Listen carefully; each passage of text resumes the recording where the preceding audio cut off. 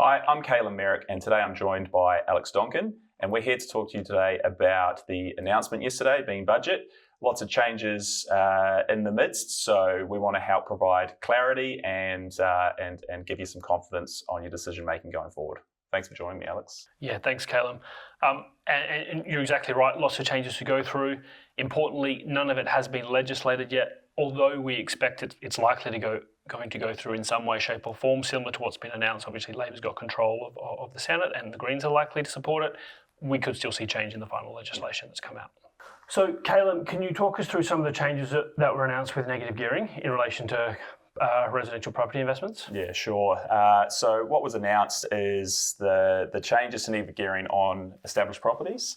So effectively from 1st of July 2027, the government has announced a limitation to claiming negative gearing benefits on established properties that are bought from the budget night announcement, essentially. So it's important to note, first of all, for existing investors, that if you own a property, you're currently negative gearing it, it was under contract before that announcement, you're effectively, those benefits are grandfathered, you're retaining those benefits. So there's no need to rush panic, look at the situation or anything like that. So that stays as is for those investors.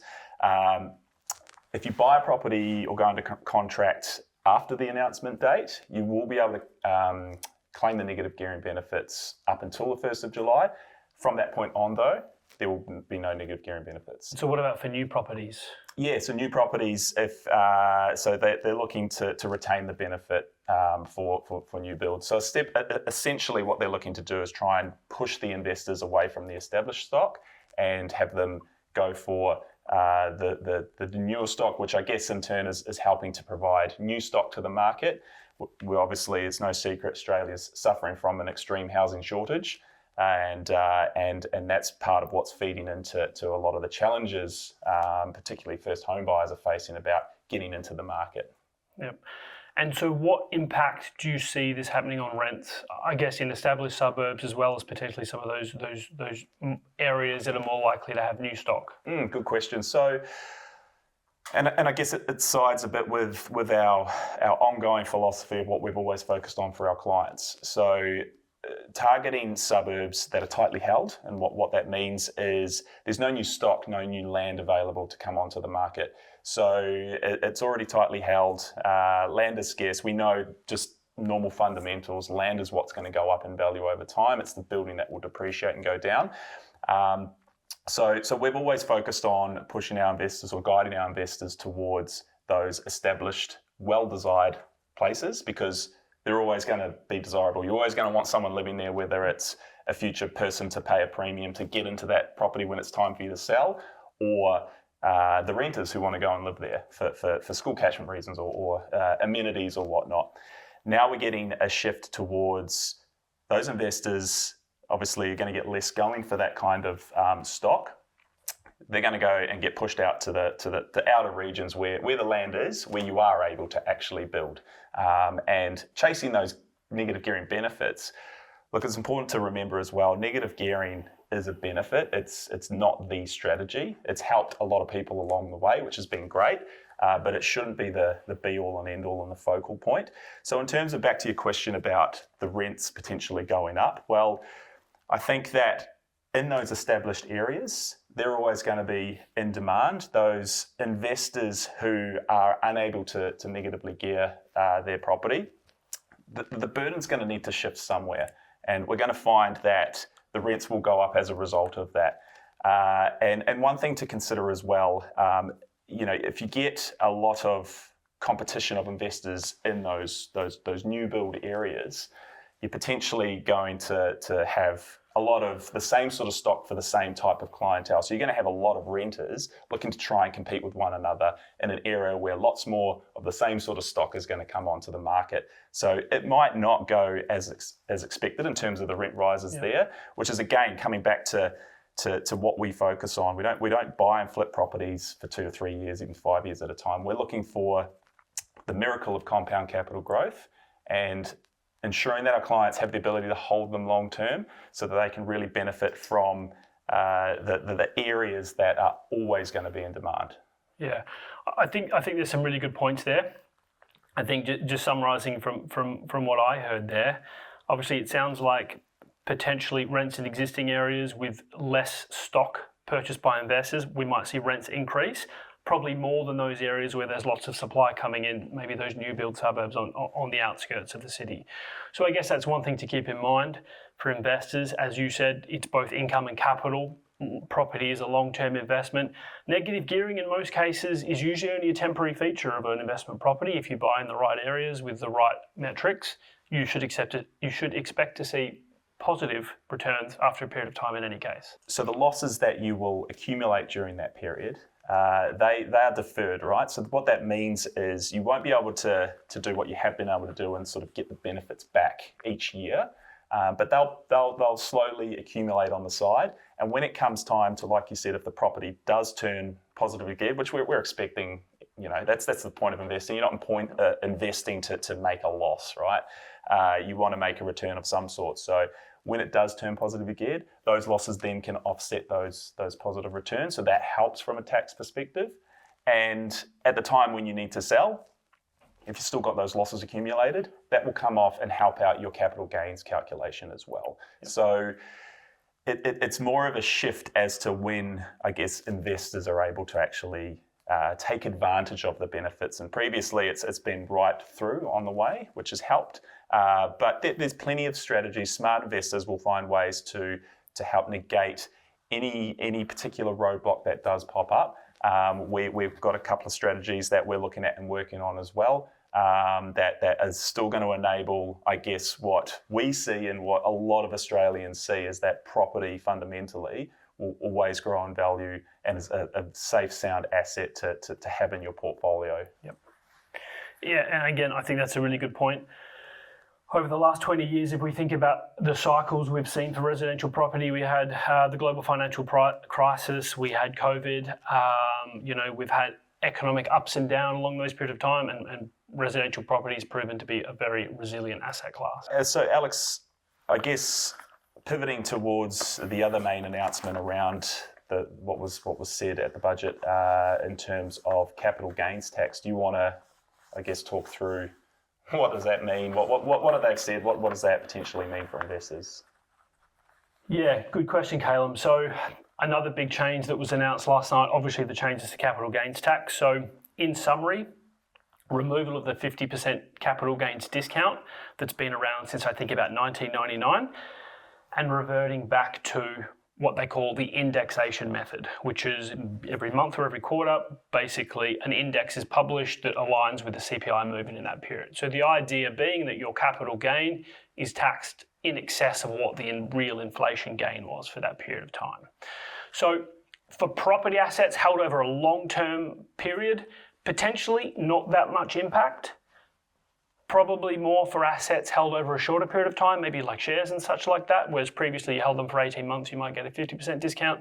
Now it's likely to be significantly less than that. So the impact's really going to be different depending on what asset you purchase, its growth rates, how long you hold it.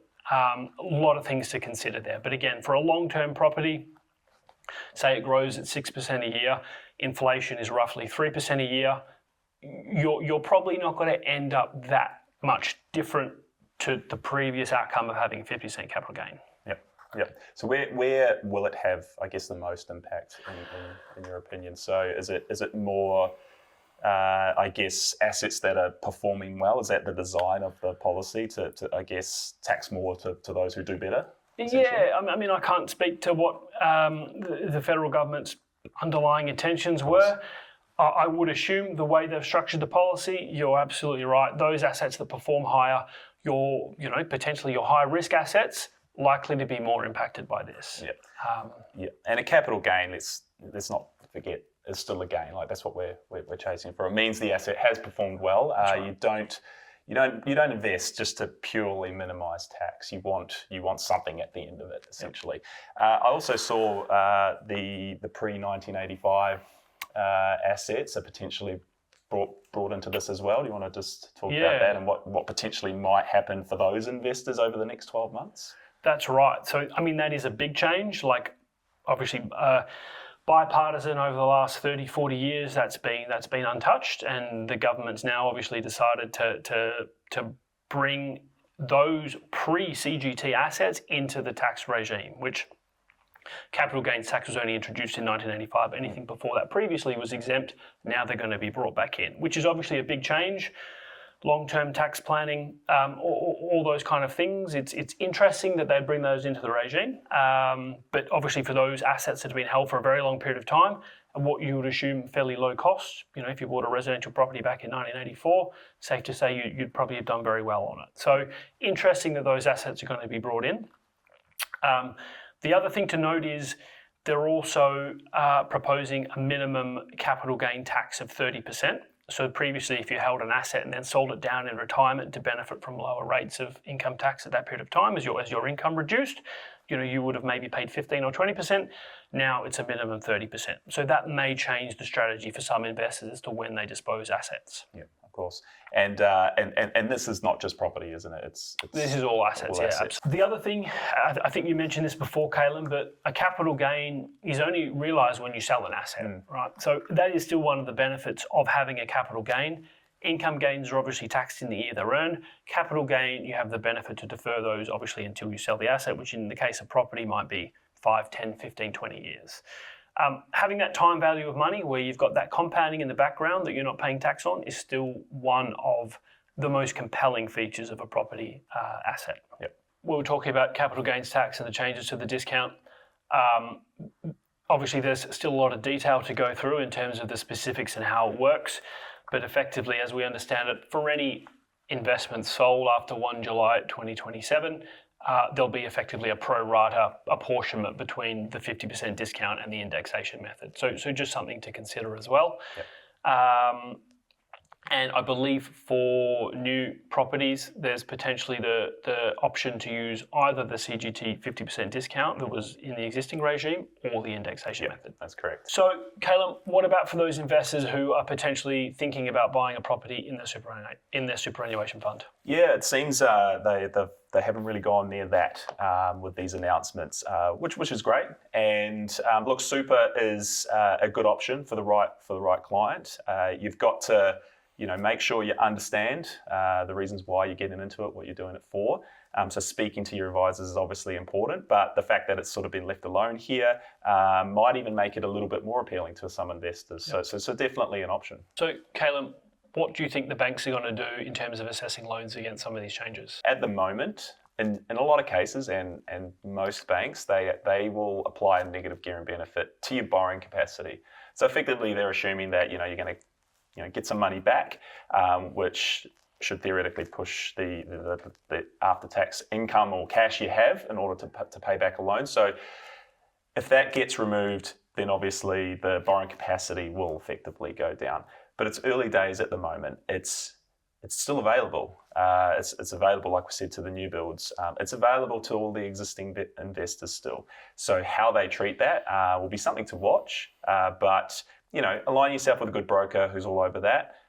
Every bank has different servicing metrics, different policies, all of that kind of stuff. So your borrowing capacity outcomes are going to vary from bank to bank. So speak to a broker and they'll be able to help guide and update you as that changes over time. So Alex, with these changes, should people invest in commercial property sooner?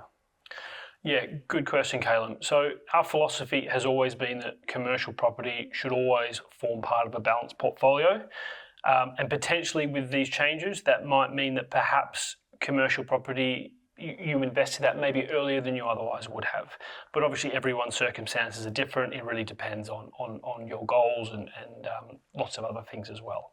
One thing that wasn't announced was any changes to commercial property negative gearing. So that does still exist for commercial property investors. However, generally most commercial properties are positively geared anyway, so we don't expect that's going to have a huge impact on things. Yep.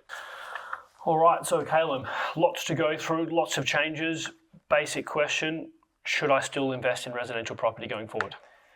Yeah, look, I don't think the fundamentals of the performance of the asset really change. The tax benefits, as we've said, the benefits, they can help, but they're not underpinning the entire strategy, nor should they ever. When we look at property, like you've mentioned, what it's been through, those events, it's stood strong. The growth, historical evidence is there that it will continue to perform. You might have to be a bit smarter about selecting specific assets, locations, etc. That aren't necessarily, it's not like everything's just going to keep going up. So being more selective, focusing on quality decisions and quality stock in your portfolio. But it all comes down to the supply and demand. And right now, like we've said, there's an extreme housing shortage problem. And a lot of this policy is designed at pushing investors now to focus on new builds. I'm interested to see how that's going to play out as well, because they already can't keep up with those original targets that they set. There's and when we're looking at investing in property, right, we're not focusing on. I mean, the day-to-day cash flow is important, right? The yield is important, but it's the total return really that you should be focused on. And we've always been fans and of the opinion that holding property, good quality properties, as long as you possibly can, that's what's going to really generate you the most wealth. So if you're an existing investor, our guidance and advice would be to sit tight. Nothing's going to change for you immediately. You've got 12 months, effectively a little bit more, before anything actually comes into place. Look, it's still got to go through its legislative processes as well. So there might be slight differences to what was announced yesterday. We don't know. But existing investors, sit tight. And if you're unsure, speak to us. We're happy to help talk you through those examples. And if you're looking to get into the property space and you still think that property is a good long-term asset in your portfolio, as do we, look at the numbers. And just on that, we've done some modelling as well. We've looked at the options of focusing on, the established stock, which we think is the quality stuff, versus targeting new builds and chasing these benefits from a tax perspective. We expect that the established, well-designed suburbs will always outperform the fringe areas. And with those numbers, even with the benefits stripped out, the established still wins at the end of the day. So that's what we can help our clients understand. So if there's any confusion, concern, come speak to us. So Alex, in summary, what are the key takeaways here? Yeah, good question, Caylum. So I guess in our view, fundamentals don't really change. Yes, there's potentially some cash flow impacts along the way, but a good, solid property portfolio should always be part of a balanced investment strategy. We are still very optimistic about residential property. We know there's a supply and demand imbalance, and certainly over the short to medium term, we don't see any of the changes that were announced really affect that dynamic. So we do still expect supply to be certainly limited or lacking or maybe not where it needs to be over the next kind of 2 to 5 years, I would say. Established investors, obviously there's some changes to the CGT, which we've spoken about, but fundamentally they're still likely to retain their negative gearing benefits, which future generations won't get or future investors won't get. So certainly I wouldn't have thought a rush to sell. If you are unsure, pick up the phone, call us, come and speak to us. I think we'll be able to help you talk through that and perhaps understand it as well.